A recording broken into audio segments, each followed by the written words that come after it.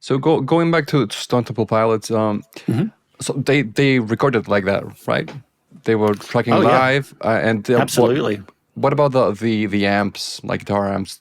They were placed in the same room, or did they, I don't know, recorded on an ISO booth? Yeah, so for basic tracks, you would have generally the drums would be somewhere in mostly isolated, and but guitar and bass for the tracking would be in the same room, and you might put gobos or something in between, but generally a close mic you can get away with that. You don't really hear too much bleed from everything else. So it's interesting because I was just doing some work on their first two albums. We're doing some Dolby Atmos stuff.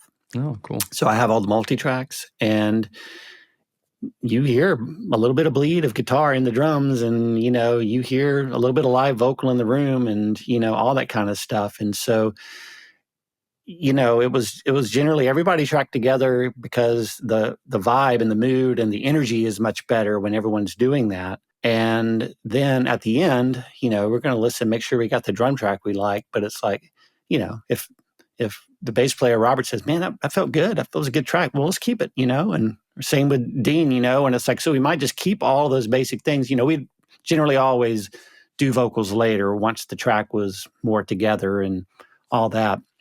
But a lot of times it's just the tracking guitar just works out sounding good. And I think Plush is the tracking guitar. Oh. Yeah, I think so. I think it's that one and not Sex Type Thing. I think it's Plush, but it's one of those things you go back and you're like, okay, now we're going to do it for real. And it's like, well, this isn't as good as what that thing is, so you just keep it. So that's generally how it went. But, sometimes it would just be a drum track where like, no, I really want to focus in on my part a little more, or I kind of want this kind of sound. And so you might redo things, and just those are just become scratch tracks and you get rid of them. And then guitar is just, an overdub where you just strictly focus on that.